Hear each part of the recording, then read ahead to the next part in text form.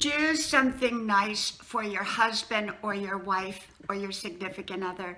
Hello, you all. I'm Diana Brienne, and I really got to thinking today about doing something special for those that you love.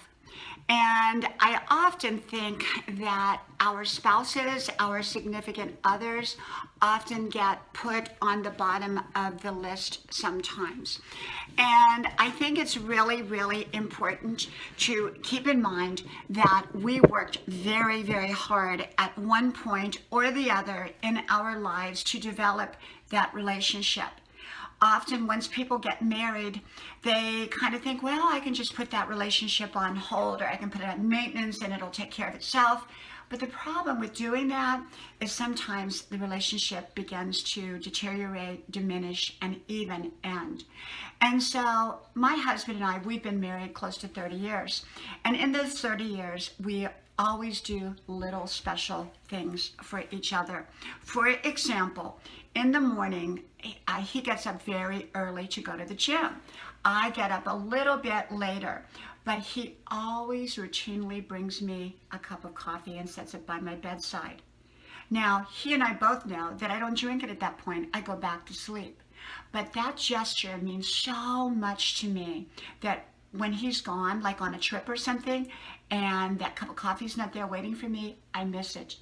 By the time I wake up, it's cold, so I bring it back in, I pour it in, back in with the coffee, mix it up, and pour it back in my cup. But it's just the fact that he does that little something for me that matters so very, very much to me. And likewise, I do all kinds of things for him equally. And, a lot of times, husbands and wives, they would rub each other's backs, or, massage their neck or whatever when they were dating, but now they hardly even touch. I love to give my husband a great back massage, or I'll just rub the back of his neck while we're in the movie theater, and often he does the same for me. And so the thing about it is that be good to your spouse, because you put a lot of time into that relationship. And just because you've been married 10, 20, 30, 40 years doesn't mean that you don't need to keep investing, because the minute that we quit investing in our relationships, often that's the minute that they begin to go downhill. So I'm always investing in any of my important relationships in my life. My family, I'm always doing things and investing time and energy to keep those relationships great. And so, yeah, do nice little, sweet little things for your spouse. Even those little gestures, they'll notice and they'll get used to. Even if they don't say anything, they've gotten used to them and likely appreciate them.